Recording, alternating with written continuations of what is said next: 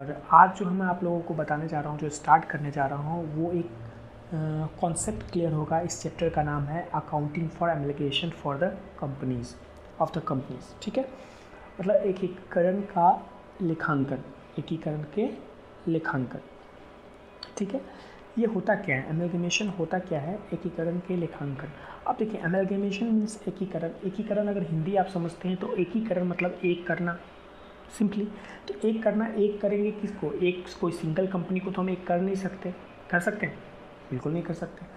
तो जब भी करेंगे तो दो या दो से अधिक कंपनी को हम एक करेंगे। तो वही चीज़ कहलाता है जब दो या दो से अधिक कंपनियों को हम एक करते हैं, दैट इज़ कॉल्ड एमलगेमेशन। ठीक है, क्या बोलते हैं उसको, एमलगेमेशन मतलब एकीकरण। ठीक है, अब यहाँ पे एक चीज़ समझ में आती है कि एमलगेमेशन को डिफाइन कैसे किया जाए। तो इस सिंपली शब्द में तो आप समझ ही गए।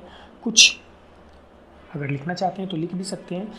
हम ये भी बोल सकते हैं, इन एन एमलगेमेशन टू और more companies are combined into one company. मतलब एमलगेमेशन को हम कंबाइंड भी बोलते हैं। क्या बोलते हैं? कंबाइंड, जोड़ना। एमलगेमेशन को क्या बोलेंगे हम? कंबाइंड, जोड़ना। तो जब दो या दो से अधिक कंपनी को हम एक जोड़ के एक कंपनी बनाते हैं तो उस टर्म्स को भी हम बोलेंगे, उस कंडीशंस को भी बोलेंगे हम कि वो दो कंपनी एमलगेट होकर एक न्यू कंपनी बनी। ठीक है, एमलगेशन वहाँ पे आता है। Whenever a company purchases the business of another company, it can be either amalgamation, absorptions or external reconstructions। मतलब जब कभी भी एक कंपनी होती है जो खरीदती है किसी दूसरे कंपनी के बिजनेस को, तो वो या तो एमलगेमेशन होगा या एब्जॉर्प्शंस होगा या फिर एक्सटर्नल रिकन्स्ट्रक्शंस के अंदर हो सकता है। उसी को हिंदी में मैंने लिखा है, जब दो या दो से अधिक कंपनियां समापन में जाती है और उसके व्यवसाय को लेने के लिए नई कंपनी सम्मिलित की जाती है तो इसे एकीकरण कहा जाता है। ठीक है, अब एकीकरण की हम बात समझ में आ गया कि एकीकरण होता क्या है। यहाँ तक में कोई दिक्कत? अब एकीकरण करते क्यों है, मेनली सवाल आता है कि एकीकरण हम करते क्यों। एकीकरण करने का मेन उद्देश्य जो होता है ना, कि कंपनी का मुनाफा को बढ़ाना, मतलब प्रॉफिट इंक्रीज़ करना, या फिर हम इसलिए भी करते हैं कि जो कंपनियां होती हैं हमारे पास, वो कंपनी किसी, जैसे एक कंपनी है, अब किसी दूसरे कंपनी टेक्नोलॉजी है उसके पास और पहली कंपनी के पास ना पूंजी है या फिर अच्छा गुडविल है या मार्केटिंग उसकी अच्छी है या मैनेजमेंट अच्छी है, तो दोनों मिलके एक नई कंपनी का निर्माण करते हैं और वहाँ से वो सेम बिजनेस का, मतलब उसके सारे शेयर होल्डर्स दोनों मिलके एक नई कंपनी का निर्माण करते हैं और वहाँ से वो सेम बिजनेस को स्टार्ट करते हैं। ठीक है, या अपने बिजनेस को एक्सपेंड करते हैं। ठीक है, एमलगेमेशन। फिर एक्सपेंस कम करने के लिए ये सब चीज़ तरीके से हम एमलगेमेट करते हैं। अब इस चैप्टर का मेन जो उद्देश्य है एमलगेमेशन का, उद्देश्य यही है कि किसी कंपनी को, अगर सपोज करो कि कोई कंपनी है, उस कंपनी को ना अपना नाम चेंज करना है या फिर दूसरी अपनी कंपनी को बेचना है, तो ये सब चीज़ का जो अकाउंटिंग होता है वो आता है इसी चैप्टर में, जिसको हम बोलते हैं accounting for amalgamation of companies. ठीक है, अब एमलगेमेशन चैप्टर में 3 टर्म्स आते हैं। 3 क्या होते हैं? टर्म्स होते हैं। वो टर्म्स कौन कौन से हैं वो मैं आपको बताता हूँ।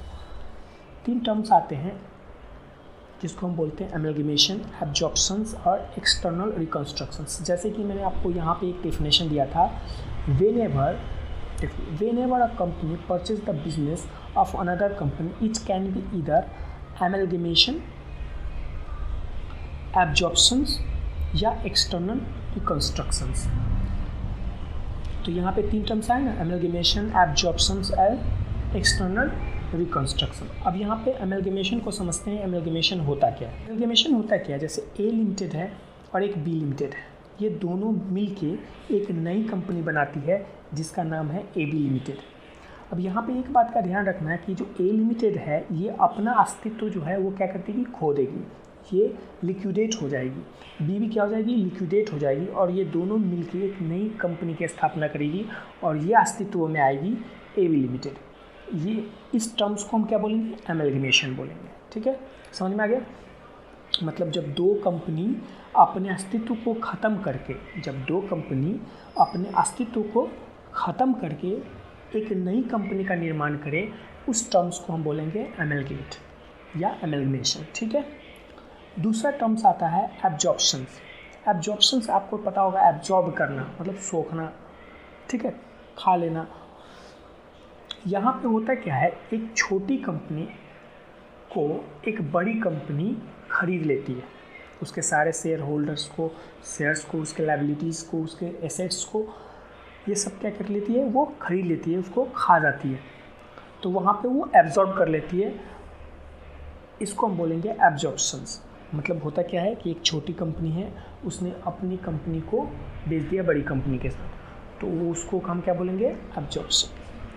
नेक्स्ट आता है एक्सटर्नल रिकंस्ट्रक्शंस। इसमें टर्म्स में क्या आता है कि जैसे कोई कंपनी है, वो चल रही है, वो मान लो वो चल नहीं रही है, अच्छे से नहीं चल रही है, या उसके नाम में प्रॉब्लम है, तो उसमें ना क्या करता है, वो अपने कुछ कंस्ट्रक्शंस को चेंज करके उसमें कुछ मतलब फाइनेंशियली जो उसकी सिस्टम है, उसकी जो थ्योरी है, जो उसका जो स्ट्रक्चर है, उसको चेंज करके वो एक नई थ्योरी बनाती है, वो नई एक प्लान करती है, उसी को जो नामकरण चेंज करती है उसी को हम बोलेंगे क्या, एक्सटर्नल रिकंस्ट्रक्शन। जैसे कोई ए बी लिमिटेड है, उसने ना अपना नाम चेंज करके एक्स वाई लिमिटेड रख दिया, तो यहाँ पे इस टर्म्स को हम क्या बोलेंगे, एक्सटर्नल रिकंस्ट्रक्शन। ये समझ में आ गया टर्म्स,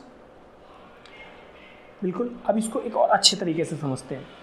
मान के चलते हैं कि आपने नाम सुना होगा हीरो का, हीरो कंपनी का नाम सुने, जो साइकिल बनाती है, और एक होंडा, आपने इसकी भी नाम सुना होगा।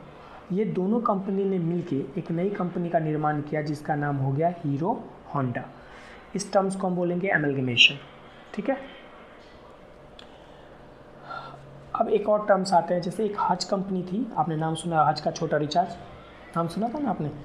तो ये हज जो आती है, ये कंपनी एक वोडाफोन कंपनी, जो बहुत पुरानी कंपनी थी, बड़ी कंपनी थी, इसने क्या किया, हज को अपने में मिला लिया, अपने में एब्जॉर्ब कर लिया। मतलब ये बड़ी मछली थी, इसने छोटी मछली को खा गया। अब इसको हम बोलेंगे एब्जॉर्प्शंस, ठीक है। सेकेंड टर्म्स आता है, जैसे आपने नाम सुना होगा एक यूटीआई बैंक, ये फ्रॉड में बहुत ज़्यादा पीछे, बहुत काफ़ी पहले एक फ्रॉड के कारण इसके बहुत ज़्यादा शेयर्स डाउन होने लगे थे और इसमें कोई भी पैसे जमा करना नहीं चाह रहा था। उस टाइम में कंपनी ने अपने आप को बचाने के लिए इस कंपनी का नाम चेंज करके एक्सिस बैंक रख दिया। आप अब इस बैंक में आप लोग को भी जानते हो कितनी अच्छी बैंक है।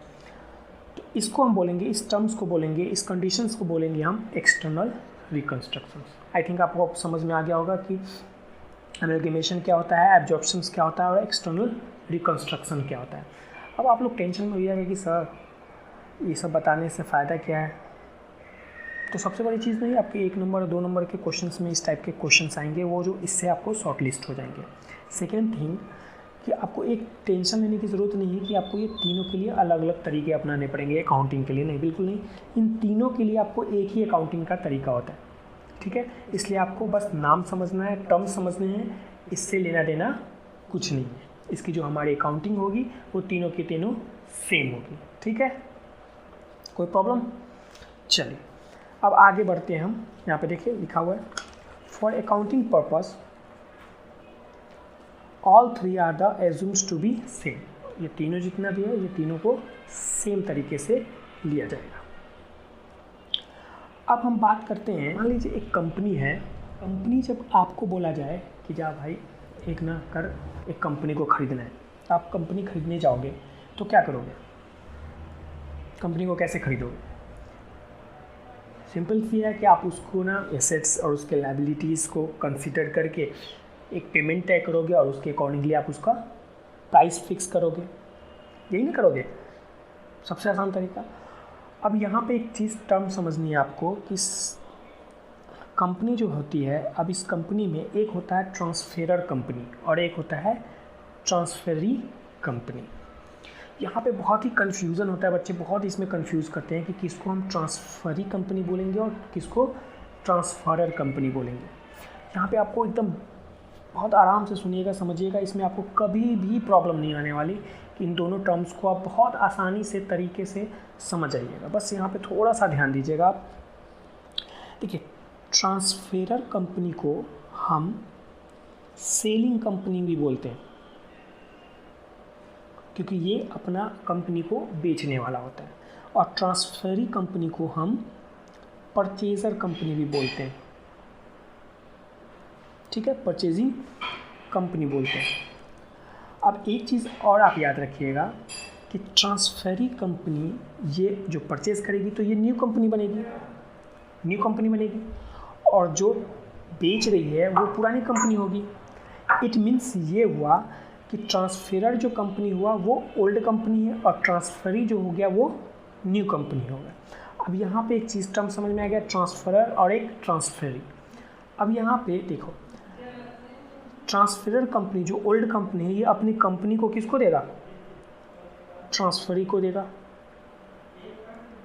ये अपना क्या दिया? कंपनी दिया। इसके बदले में ये क्या देगा? प्राइस फिक्स करके प्राइस देगा, है ना।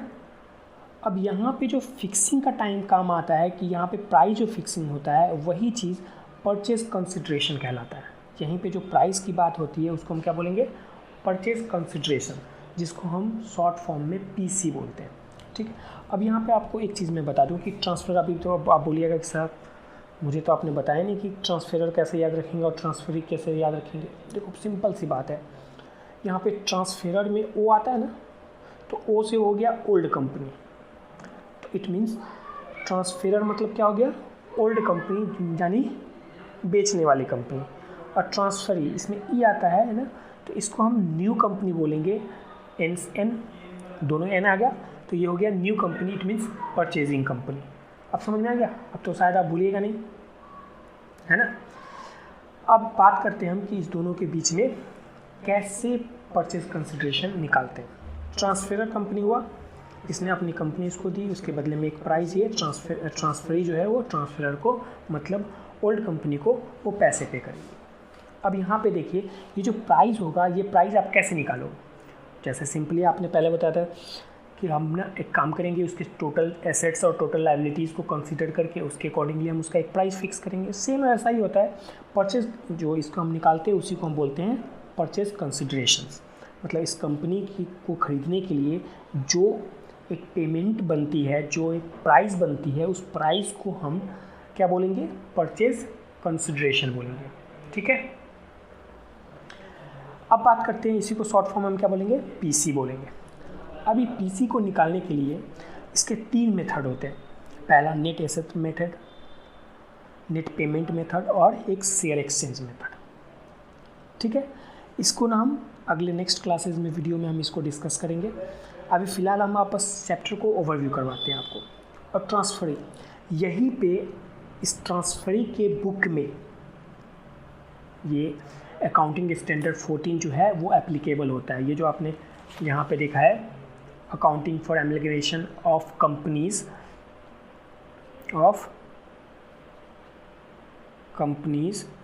एज पर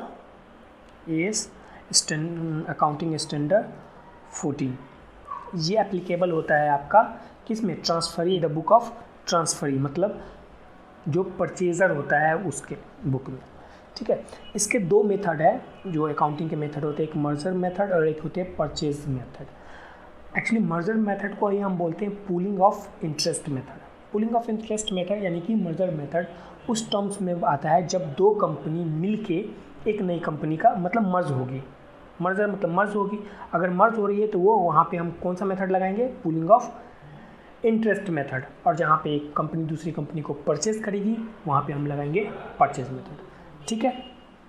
समझ में आ गया? जो नेक्स्ट वीडियो में मैं आपको बताऊंगा वो कंपटीशन ऑफ परचेज कंसिडरेशन यानी पीसी कैसे निकालते हैं, वो नेक्स्ट वीडियो में मैं आपको बताऊंगा। उसके नेक्स्ट वीडियो में आपको बताऊंगा accounting treatment in the book of old, यानी वेंडर की या ट्रांसफरर कंपनी की, ठीक है, जो कि 3rd वीडियो होगा। उसका नेक्स्ट वीडियो में आपको मैं बताऊँगा accounting treatment in the book of transferee या परचेजर कंपनी, ठीक है, वो 4th और फाइनल होगा। इसी के साथ ही ये समाप्त होता है। आप लोग इसके सारे टर्म्स को समझ लीजिए। नेक्स्ट वीडियो में मैं एक एग्जांपल के साथ आऊँगा, क्वेश्चंस के साथ, आपके ही बुक के कुछ क्वेश्चंस के साथ आऊँगा जो आपको बनाने में इजी होगी, ठीक है। थैंक यू, धन्यवाद। लाइक करना और